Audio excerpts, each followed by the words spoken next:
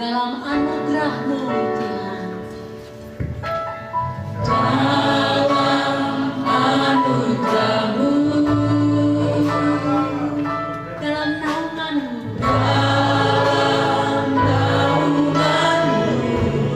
ku dapat merasakan,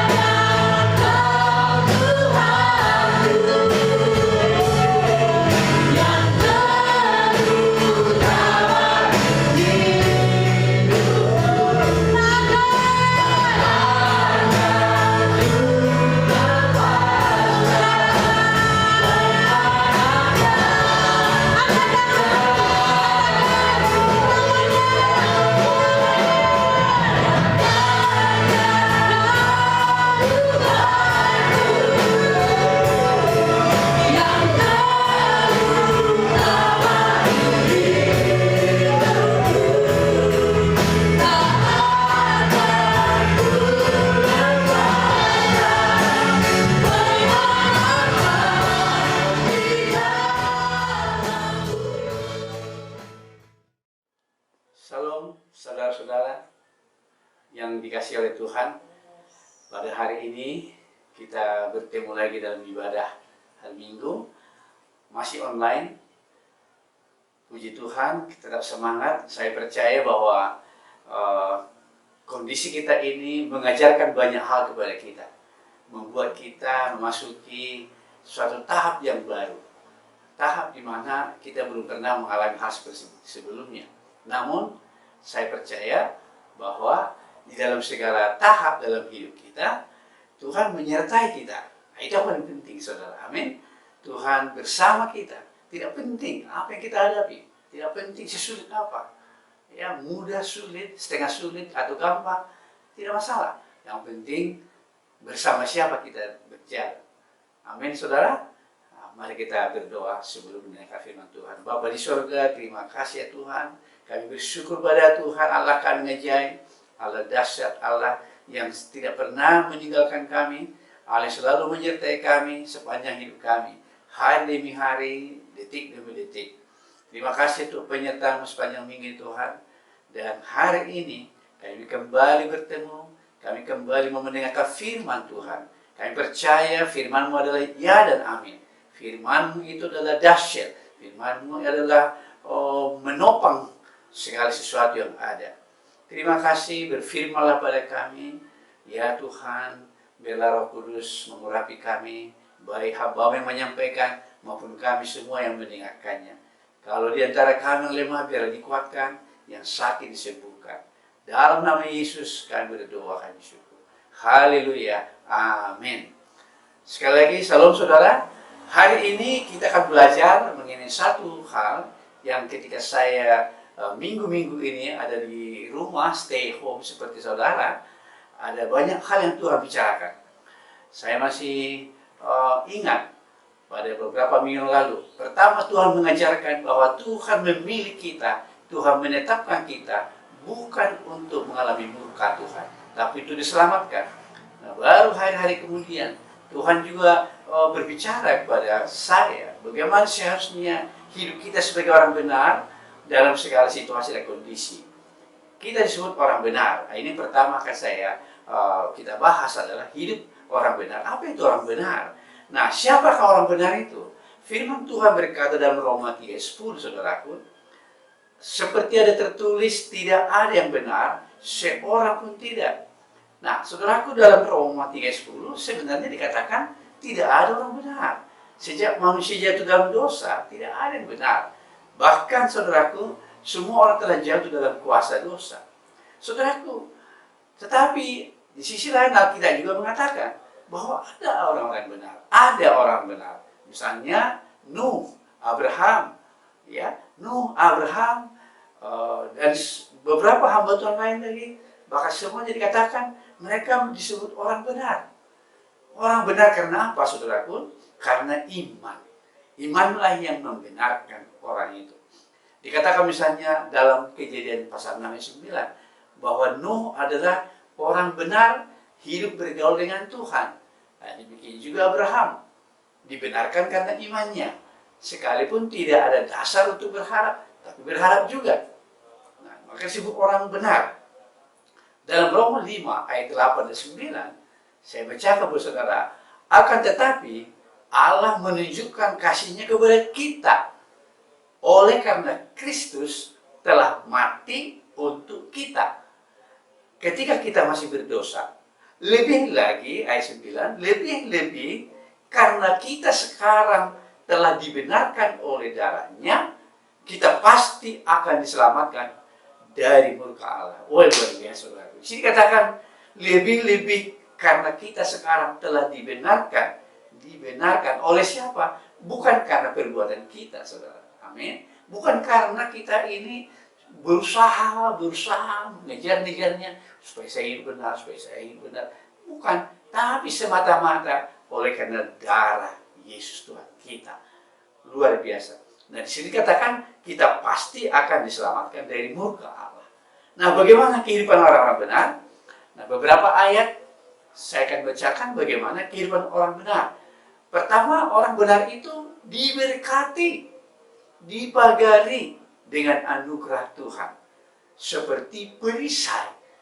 Ya, dalam Mazmur pasal 5 ayat 13. Mazmur pasal 5 ayat 13 dikatakan, orang benar diberkati, orang benar dipagari. Ya, dengan apa? Anugerah Tuhan. Anugerah itu adalah kasih karunia, pemberian. Luar biasa. Jadi orang-orang yang telah dibenarkan karena darah Yesus, mereka ini diberkati, dipagari oleh anugerah Tuhan. Seperti perisai. Wow, luar biasa. Ada perisai yang memberkati kita, ada perisai yang memagari kita. Dalam Mazmur 34 ayat 15 dikatakan, ya, Mazmur 34 ayat 15 dikatakan, mata Tuhan tertuju, ya, kepada orang-orang benar. Mata Tuhan tertuju kepada orang benar, dan telinganya, ya, pendengarannya kepada teriak mereka minta tolong. Luar biasa, saudaraku. Ya, mata Tuhan tertuju, luar biasa. Jadi kalau saya bayangkan saya sebagai orang tua mengawasi anak-anak saya di waktu TK di sekolah, mereka bermain, main ayun-ayunan, main naik tangga, turun tangga. Ada banyak anak-anak di sana. Tapi mata saya fokus pada anak saya sendiri. Anak-anak banyak, tapi mata saya fokus kepada anak saya. Saya perhatikan dia. Ketika dia seolah-olah mau jatuh, saya ikut bereaksi. Otomatis, saudara. Nah, saudaraku, dan saya juga telinganya terus terarah. Siapa tahu, waktu saya tidak melihat dia, saya mendengar teriakannya. Dia berteriak, Papa. Saudaraku, seperti itulah orang benar. Mazmur 37:17. Di sini katakan, Mazmur 37:17, tetapi Tuhan menopang orang-orang benar. Wah, luar biasa. Tuhan menopang, ya. Kita semua yang hidup perlu ditopang, ya. Tanam-tanaman perlu ditopang, tumbuhan ditopang, bangunan ditopang. Kita pun manusia perlu ditopang. Kalau kita hidup tanpa ditopang oleh Tuhan, yang terjadi apa kita ini? Ya, saudara, kita mungkin tidak bisa hidup dengan normal tanpa ditopang Tuhan. Tapi dikatakan orang benar ditopang oleh Tuhan. Luar biasa.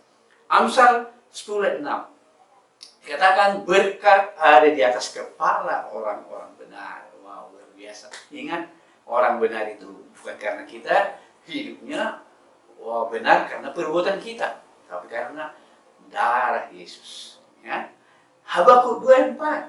Bagaimana orang benar? Tetapi orang yang benar itu akan hidup oleh percayanya. Wow, luar biasa. Apapun yang kita alami, dalam situasi apapun, kita hidup karena percaya pada Tuhan. Bukan karena melihat. Karena keadaan baik, lalu kita damai. Keadaan tidak baik, kehilangan damai. Bukan. Kenapa? Karena apakah lingkungan kita damai? Apakah ada COVID? Tidak ada COVID. Kita tetap merasa damai. Tetap ada damai sejahtera. Kenapa? Karena kita hidup karena percaya kepada janji Tuhan. Bukan karena apa yang kita lihat dengan mata jasmani kita. Amin, saudara. Nah, ini saudaraku, di Matius 3:18 dikatakan. Matius 3:18. Maka kamu akan melihat kembali perbedaan antara orang benar dan orang fasik. Antara orang yang beribadah kepada Allah dan orang yang tidak beribadah kepadanya. Saudaraku, setiap situasi, setiap kesulitan, tantangan kita hadapi, itu akan menunjukkan adanya perbedaan, saudara. Perbedaan antara siapa dengan siapa, saudara. Itu antara orang yang beribadah dengan orang yang tidak beribadah kepada Tuhan. Orang fasik dengan orang benar. Nah, ini semua akan membuat perbedaan. Alkitab katakan, kamu akan melihat perbedaannya. Nah, karena itu saudara kasih jemaat Tuhan, penting bagi kita bagaimana kita hidup, bagaimana kehidupan orang benar, sehingga kita akan melihat perbedaan antara orang benar dan tidak benar. Orang-orang benar akan semakin bercahaya. Di tengah-tengah kesulitan akan nampak mereka sangat berbeda. Karena apa? Sementara banyak orang stres, saya baru baca, dikatakan di dalam sebuah postingan, 92% keluarga-keluarga di dunia ini sedang mengalami stres gara-gara COVID ini. Tapi saya percaya, saudaraku, anak-anak Tuhan, keluarga-keluarga Tuhan tidak akan mengalami stres, tapi ada damai sejahtera.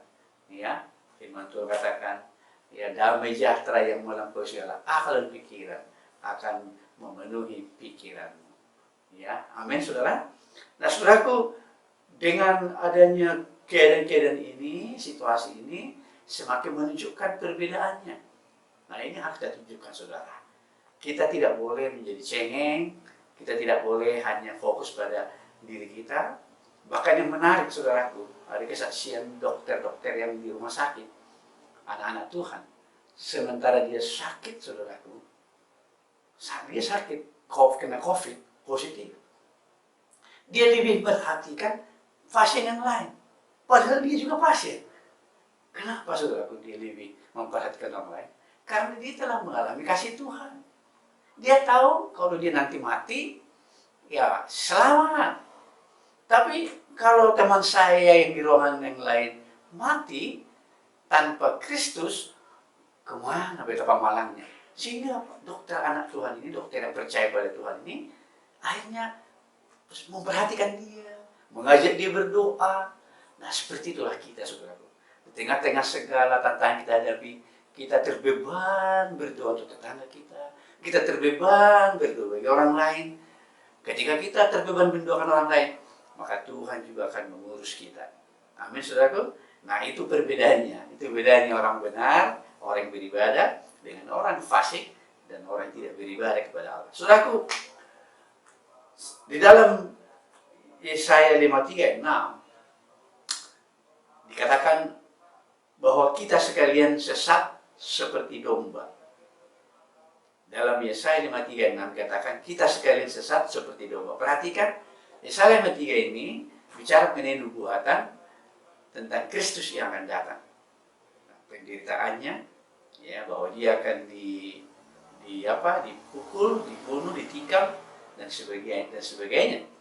Dan dikatakan bahwa Tuhan melakukan semuanya ini adalah demi kita demi domba-domba yang sesat. Nah, dikatakan dalam ayat 6, kita sekali sesat seperti domba. Masing-masing kita mengambil jalan sendiri. Nah, saudaraku, di dalam perjanjian lama ini belum terjadi. Jadi dikatakan di sini, kita sesat. Jadi kita domba-domba yang belum punya gembala. Ya, tetapi kemudian sang gembala datang. Nah, itulah dikatakan ditulis dalam 1 Petrus 2 ayat 25. Di sana dikatakan, saya ulangi 1 Petrus 2:25 dikatakan, sebab dahulu kamu sesat seperti domba, tetapi sekarang kamu telah kembali kepada gembala dan pemelihara jiwamu. Luar biasa. Jadi di sini katakan gembala datang. Jadi kita kembali kepada gembala bukan karena kita mencari gembalanya, saudara. Bukan karena kita yang mencari dia. Tapi gembala itu yang datang ke dunia, firman telah menjadi manusia. Ya, manusia itu Yesus Kristus yang mengatakan akulah gembala yang baik. Ya kan? Nah, gembala inilah sebenarnya yang berinisiatif datang mencari domba-domba saudara dan saya. Nah, setelah kita didapatkannya, maka kita sekarang berada dalam kandang dia. Nah, dalam kandang dia, kembali kepada gembala. Nah, selain sebagai gembala, juga pemelihara jiwa kita.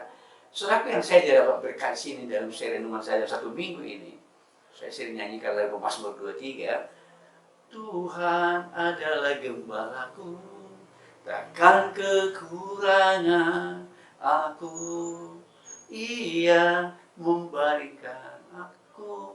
Nah, dan seterusnya. Jadi dia, Tuhan adalah gembala kita. Sekarang saya bayangkan, gembala itu hubungannya dengan domba bagaimana? Domba biasanya jalannya selalu mengikuti apa yang dia lihat, apa yang endus-endus ke hidung, ya. Kecondongan hatinya adalah jalan sendiri. Nah, lama-lama nanti dia jauh dari gembala.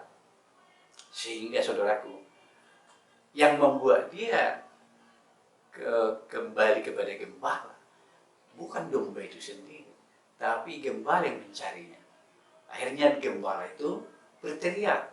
Dia punya kode-kode tertentu. Tiap gembala punya kode. Ada yang berteriak, misalnya apa dikatakannya, entah apalah, ya, kebiasaan para gembala masing-masing. Nah, suatu saat akhirnya akan diingat oleh dombanya, kode-kode namanya. Nah, tapi yang jelas di sini saya melihat kalau ada domba yang sakit, ya tidak bisa jalan, maka gembala akan mengangkat dia, ya kan? Semua diurus oleh gembala, makanannya diurus, air diurus, semua. Nah, apa yang dilakukan oleh domba ini hanya mbe. Apa artinya mbe itu? Itu bicara mengenai doa, berseru, berteriak, ya Tuhan. Saudaraku, inilah berkat yang kita dapatkan, bahwa kita adalah domba dan Yesus gembala kita. Nah, bagaimana harusnya hidup orang benar itu? Saya bacakan dalam Efesus 5 ayat 15 sampai 21. Dikatakan begini, ya, bagaimana harusnya hidup orang benar dalam Efesus pasal 5 ayat 15 sampai 21.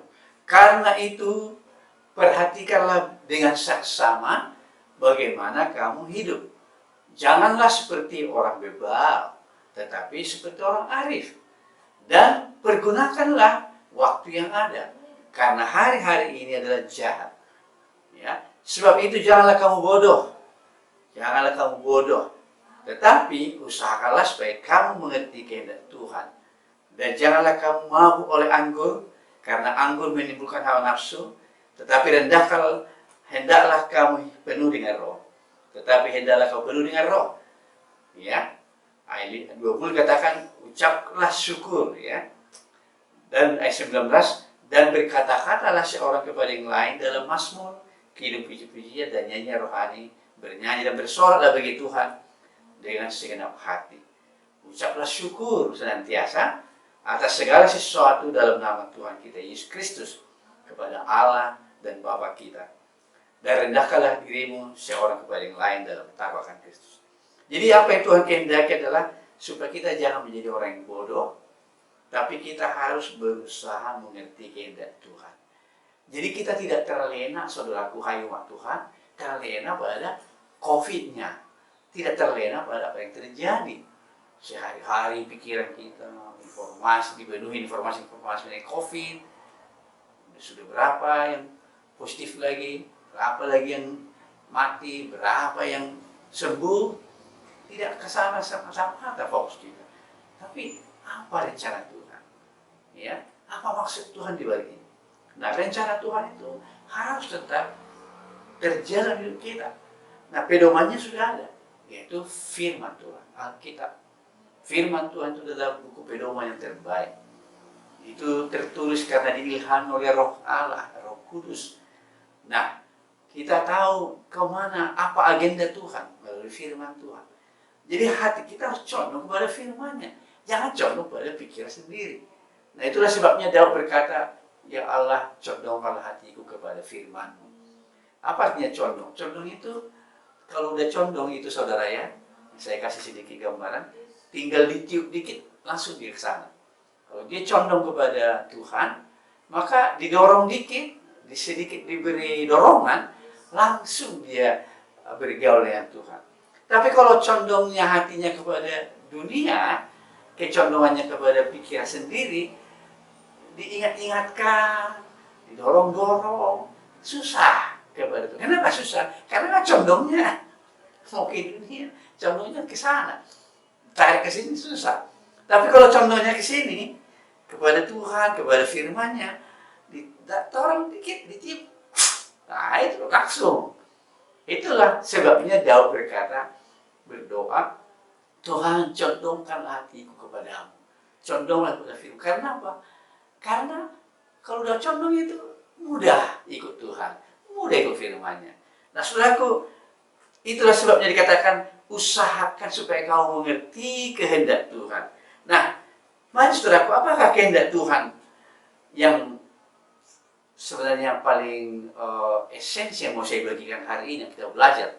Saya di dalam renungan saya dalam beberapa hari ini, saya mendapati bahwa di dalam 1 Korintus pasal 3 ayat 10 dikatakan begini, ya, karena tidak ada seorang pun yang dapat meletakkan dasar lain daripada dasar yang telah diletakkan, yaitu Yesus Kristus.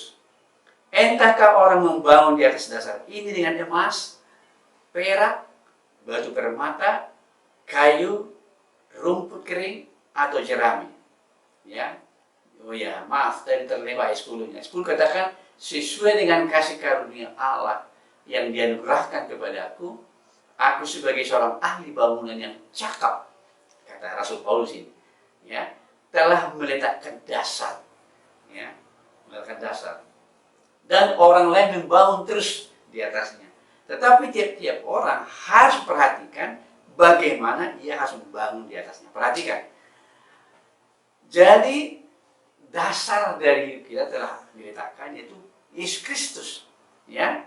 Itulah dasarnya, dasar iman kita. Maka kita harus membangun di atasnya terus. Membangun iman kita, membangun kehidupan rohani kita, membangun kehidupan kita terus di atasnya. Nah, disini katakan, tapi dalam membangun itu, tiap-tiap orang harus memperhatikan bagaimana ia harus membangun di atasnya. Artinya, kita membangun kehidupan rohani kita tidak boleh asal-asalan, tidak boleh asal jadi. Ya, ada suatu perkataan mengatakan ada kualitas, ada harga. Ya, ada kualitas rohani kita bagus, ada nilainya, ada nilai bagus. Jadi kalau asal-asalan, ya nilainya pun asal-asalan. Nah, saudaraku, di sini katakan perumpamaannya. Di sini diberikan perumpamaan. Entahkah orang membangun di atas dasar ini dengan emas, perak, batu permata, kayu, rumput kering atau jerami. Nah, ketika suatu kali kelak, ayat 13, sekali kelak pekerjaan masing-masing orang akan nampak, ya, nampak. Bagaimana nampaknya? Karena hari Tuhan akan menyatakannya. Sebab ia akan nampak dengan api, dan bagaimana pekerjaan masing-masing orang akan diuji oleh api. Nah, saudaraku, api itu bicara mengenai ujian, pencobaan, tantangan. Ya. Ayat 14. Jika pekerjaan yang dibangun seseorang tahan uji, ia akan mendapat upah. Amin, saudara, mendapat upah. Jika pekerjaannya terbakar, ia akan menderita kerugian. Tetapi dia sendiri akan selamatkan. Tetapi seperti dalam api, iyalah diselamatkan. Kenapa selamatkan? Karena kita kan memang sudah anak Tuhan. Ada metrai, ya. Kecuali kalau kita murtad, ya. Kecuali kalau kita sudah menyangkal Yesus. Selama kita belum menyangkal Yesus, kita tetap dombanya. Ya, kita sesat tapi dalam kandangnya. Itu artinya tetap dalam kandang. Tapi kita akan mengalami kerugian katanya. Jadi kalau kita bangun hidup kita tidak bagus, bangun iman kita tidak dengan benar, maka kita membangunnya seperti jenis kayu atau seperti jerami yang suatu saat ketika datang pencobaan atau ujian seperti sekarang ini, COVID akan menunjukkan siapa, bagaimana iman saudara. Benar nggak saudara? Di dalam pencobaan ini ketika tidak ada lagi ibadah di gedung bersama-sama, ketahuan saudara aslinya. Apakah sebenarnya hatimu condong tetap mencari Tuhan atau condong ke dunia? Apakah kamu datang beribadah selama ini ke gereja, ke gedung, karena rame-rame, itu semata-mata karena ada motif-motif yang lain, ada dorongan manusia, atau karena memang hatimu sendiri? Itu akan teruji dengan hari Tuhan katanya. Hari Tuhan itu memang bukan sekarang, tapi ini adalah semacam latihan untuk hari Tuhan nanti. Ya, jadi ini adalah hari api di mana ada tantangan, kesulitan. Jadi nyata jelas kualitas kita, saudaraku. Amin, saudaraku. Amin. Jangan saudaraku, kita banyak alasan. Kita akan lihat sebenarnya hatimu. Kita hampir sudah 2 bulan ini. Sudah 2 bulan kita tidak ibadah bersama-sama gitu. Apakah hatimu masih condong pada Tuhan? Ataukah hatimu sudah condong untuk malas? Ya. Kalau orang yang hatinya condong pada Tuhan, begitu dia bangun, ya memang masih sedikit belum nggak langsung bangkit, tapi karena hanya condong pada Tuhan, begitu dia teringat sedikit atau ada yang mengingatkan, "Woi bangun, saat teduh," dia langsung lompat. Kenapa? Karena condong hatinya ke sana. Tapi kalau condong hatinya bukan kepada Tuhan, "Woi bangun," gitu, "Woi, ayo kita ibadah." Nah, karena ibadahnya di rumah, tidak ada yang melihat, tidak segala macam, dia condongnya tidur terus. Dan kecenderungan hatinya adalah lewatkan saja. Saudara, di sini akan teruji. Teruji, saudara. Maka di sini katakan, perhatikan bagaimana kamu membangun hidupmu di atas dasar Kristus itu. Nah, mari kita pandang situasi COVID ini sebagai satu latihan, saudara. Suatu saat nanti pada hari Tuhan, kalau kita masih ada di sana, dia akan datang hari sesungguhnya. Bagaimana? Tapi sebenarnya tidak perlu menunggu hari itu. Sekarang pun kita bisa tahu diri kita ini sebenarnya akan dapat upah seperti emas membangun diri kita, atau seperti jerami. Kita tahu sekarang. Saudara bisa menilai diri saudara. Artinya begini, coba cek hatimu, cek dirimu sendiri. Sebenarnya hatimu condong gak sih? Mau belajar firman, mau pengen sakti dulu lah. Hatimu condong memuji Tuhan? Atau condongnya kepada pikiran-pikiran duniawi dan lain sebagainya? Nah, karena itu, di sini katakan, perhatikan bagaimana pembangunnya. Saudaraku, mari, situasi ini memang banyak yang berkomentar bahwa sebenarnya kita berdamai dengan COVID. Apa itu artinya berdamai? Berdamai itu hidup berdampingan. Seperti dulu misalnya ketika pertama kali ada kolera, tipes, segala macam penyakit yang dulu SARS, dia kan selalu ada, ya selalu ada. Tapi sekarang bagaimana kita menyesuaikan diri? Nah, begitu juga dengan COVID. Jadi kita sedang dilatih, diberi pandangan-pandangan melalui orang-orang, ya selalu ada orang punya hikmat supaya dijelaskan supaya kita gaya hidup kita mulai menyesuaikan diri dengan gaya hidup karena ada COVID ini, karena virus ini kan selalu mengada. Jadi artinya kita bisa belajar bagaimana pakai masker lah, sering cuci tangan lah, dan segala macam. Artinya yang saya mau sampaikan, umat Tuhan jangan terlena dengan COVID ini. Oh, kapankah selesai, kapan berakhir? Tidak perlu. Dia ada atau tidak ada. Kita akan belajar menyesuaikan diri dengan cara-cara hidup yang sehat. Dan selain itu tentu saja membangun iman kita dalam Tuhan. Amin, saudara. Saya rindu sekali dalam minggu ini kita boleh berkemenangan, kita boleh tak menyala-nyala, dan paling penting condong hati kita hanya pada Tuhan. Amin, saudara. Condongkan hatimu bukan kepada dunia, tapi kepada Tuhan, saudara. Maka mata Tuhan tertuju kepada, tadi Alkitab dikatakan di awal tadi, ya, mata Tuhan tertuju kepada orang-orang benar, telinganya kepada teriak mereka minta tolong. Katakan juga bahwa Tuhan menopang orang-orang benar, berkat ada di atas kepala orang benar. Terimalah itu, terimalah. Yesus sudah datang dan mati di kayu salib untuk kita. Kita dipanggil, kita dipilih bukan untuk mengalami murka Tuhan, tapi untuk diselamatkan. Ucap syukur senantiasa. Mari kita berdoa, saudara. Bapa di surga, terima kasih Tuhan. Hamba-Mu telah selesai menyampaikan firman Tuhan. Biarlah Roh Kudus terus bekerja, berbicara, memetraikannya lebih lagi, lebih dalam lagi. Karena apa yang hamba-Mu sampaikan terbatas, tapi Roh Kudus tidak terbatas. Roh Tuhan terus membawa kami, mengingatkan kami, dan memetraikan firman ke hati kami. Terima kasih Tuhan. Hamba berdoa seluruh jemaat Tuhan yang mengalami, sedang menghadapi tantangan-tantangan. Mereka menjadi bangkit, menjadi orang berkemenangan. Semua di dalam berkat Tuhan. Tidak ada yang ketinggalan, tidak ada yang jatuh, tapi semuanya bangkit, semangat, dan bergerak ke Tuhan. Terima kasih Tuhan. Berkati seluruh jemaat Tuhan, berkati kami, berkati semua orang mendengarkan firman Tuhan ini. Pendengarnya dimanapun, orang-orang yang membaca, mendengar firman ini, Tuhan berkati. Terima kasih Bapa, dalam nama Yesus kami berdoa, kami syukur. Amin.